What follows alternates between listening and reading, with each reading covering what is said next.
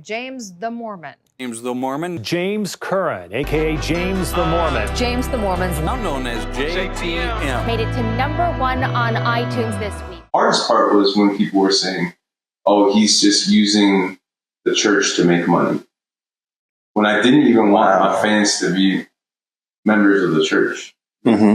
Are going to fly and people are going to make things up. And I've heard all the most horrible things about me that are made up. And your mistakes, because I've also made mistakes as James the Mormon, mm-hmm. and which are true, and those things become even louder because I'm supposed to be on some pedestal. I tried to go on a mission. I went to a stake president after going through the repentance process and working with my bishop. Bishop gave me the thumbs up. And I went to the stake president, and he asked me about some of my past sexual history. And it was like, oh, no, you can't go. Wow. Yeah. So, and I was really distraught over that.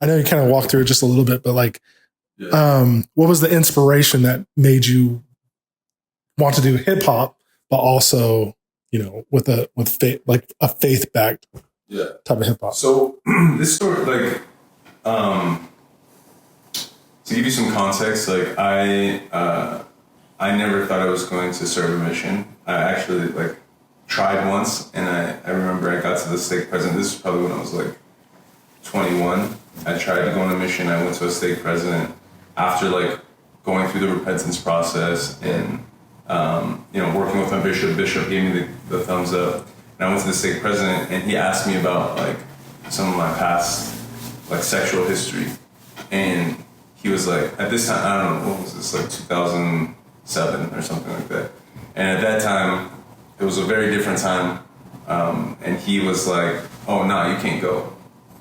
Wow. Yeah, so, and I was really distraught over that. And I remember just being what do you mean? I did the work. I've been working for a year, right. and because of past mistakes, I can't go. Flash forward, I finally do end up on a mission, with a different, I had to go to St. George and to make that happen. That's a story in itself. But, I worked. It was hard to even get to that point the first time, and then the second time, flash forward, I'm 23 years old now. I had to work even harder to get to that point, and I feel when I was on my mission, I felt I had finally reached where I thought everyone else was at. Mm-hmm. I was this is where everyone else is at. We're all about it. We all have these really solid, strong convictions about the church, and I showed up in Washington. And I remember starting to talk to members, some of them were in the leadership, and realizing, y'all are kind of ashamed to talk about the church. You're scared to introduce us to your neighbors. We're not on the same wavelength. And I remember then thinking, oh, I'm never going to be this person. when I get back, I'm going to be very proud of my faith. I'm going to people will know I'm a member of the church. And in Washington, in Seattle, that's where they launched the I'm a Mormon campaign. Yeah. Mm-hmm. And that was on my mission. So when I came back, I was bet, let's get to work. So I changed my social media to James the Mormon. Right. And I didn't have this, I have a plan type vibes, but I was my first thought was I'm going to make a about the restoration. So I made restoration, and it got some traction, and people were appreciating it. And then I think there was an email that I got from some sister. I forget exactly what was said, but basically somebody had a sibling on a mission, and they were in Atlanta or something like that. And the email basically said, hey, they're using your music video to teach the restoration. Oh, dope. And it's more effective than just teaching the lesson.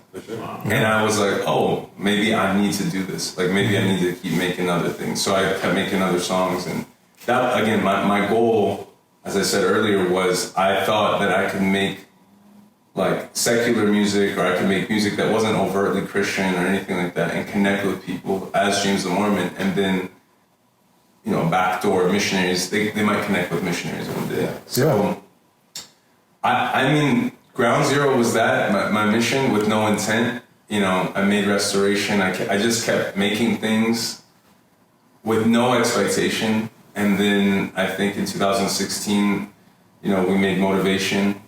And, you know, we had the kind of like the perfect storm of like, you know, Kalani was in the video. And, you know, we had a lot of love from the Polynesian community, and, you know, the album went #1, and it just, you know, was kind of like a moment, I think, for the church, because, you know, they'd never seen probably one of their members do something on that level, especially not in hip hop, you know, and while holding the title of Mormon and being like, yeah, that's who I am. So I think that's a very much Cliff Notes version of what happened, but that is what happened. I'm gonna start teaching with more of your videos now. No, I feel like that's what we want to try to do. I mean, it's crazy how similar the podcast and your vibe is, man, because it's like we want to tell people about the church indirectly, you know, meet with other people that are like-minded, people are striving to try to do good things, but also kind of cut down that wall of, oh, Mormons are only white people, or Mormons only do this, or Mormons only look like this. You know, we're trying to shut that down and show like, hey, this is a world church. This has everybody, every walk of life, and that everyone's welcome. You know, awesome. That's you needed guys too. Right. If you guys can see off screen right now, we got like 7 other black dudes here. That you don't see that too much, you know. And you Anywhere, really. right? But you know, like, and then a podcast on top of that, we're kind of just in a niche inside of a niche, you know. And so we're just trying to, you know, help people learn more about us and what we're trying to do. And honestly, we really appreciate you letting us. Yeah, you guys are welcome. I appreciate what you're doing. Yeah, man. So, James, my question for you is, you know, as a hip hop artist in the Christian area as well, what's the feedback or the criticism you may have gotten from either the hip hop community and the Christian community been for you? I'm going to be honest with you. I haven't really gotten much feedback from either one of them. I have collaborated with some Christian artists, which has been cool. 1K Few.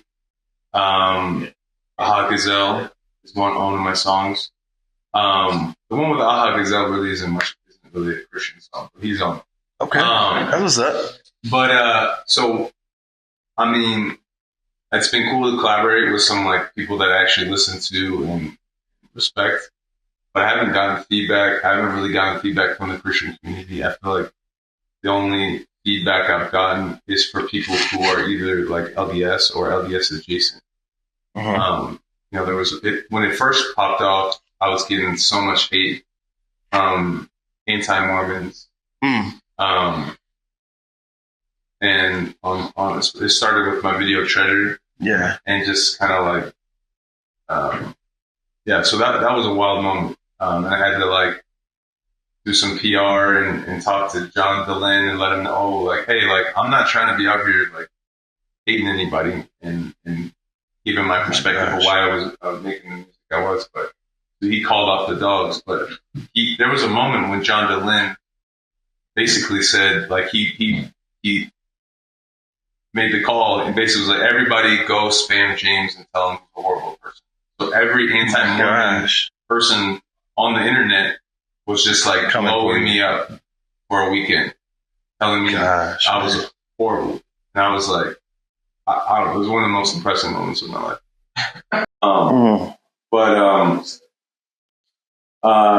So that's from the LDS adjacent community, and obviously you're gonna get hate. like people are going to troll all those things. But I think the thing that was the hardest was how the hate within the church. And I think people either didn't agree with the fact that I was making music, or the hardest part was when people were saying, oh, he's just using the church to make money. When I didn't even want my fans to be members of the church ever. And that was just really hard for me to know that there's a group of within the church, whether they're a sliver or not. Like, I just was like, I don't want anyone to think that, it's not worth, making music is not worth, as James the Mormon, is not worth compromising my integrity, even if people think that could be my motives. So that was hard for me to deal with. And just once you gain notoriety within a niche, especially religious community, people like to talk. Yeah. Rumors are going to fly and people are going to make things up. And I've heard all the most horrible things about me that are made up.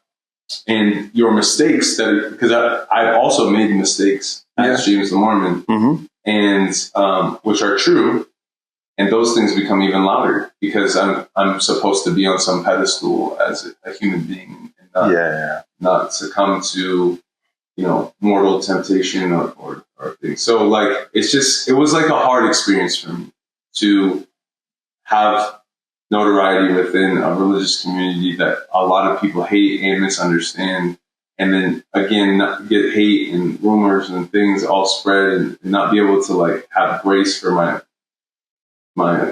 failures was just a hard moment for me.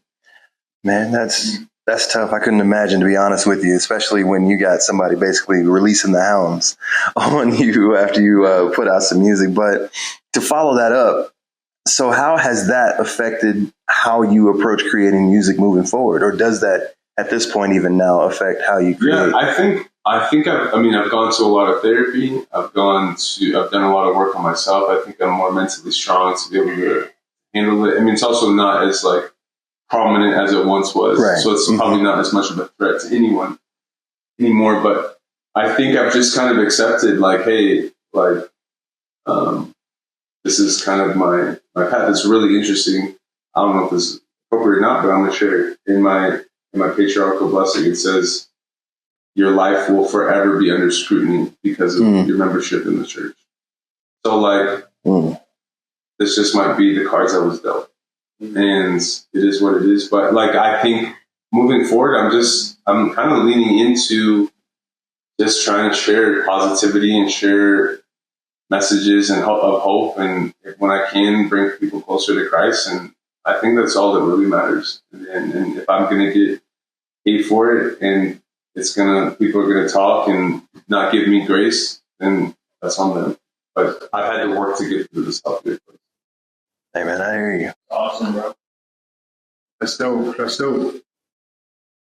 If there was one artist that you could collab with out there, whether Christian or non-Christian, who would that be? Honestly, it probably would be Forrest Frank. I actually think Forrest Frank, it's interesting because, we're talking about the culture, but he's white, but I actually think he may be one of the greatest Christian artists ever. And I understand who Lecrae is, and I understand, there's a lot of amazing Christian hip hop artists, but as far as being able to connect to the world, as far as a missionary for Jesus Christ, I think Forrest Frank is doing it better than anyone. And that's big time. That's big time. Shout out Forrest Frank. I agree.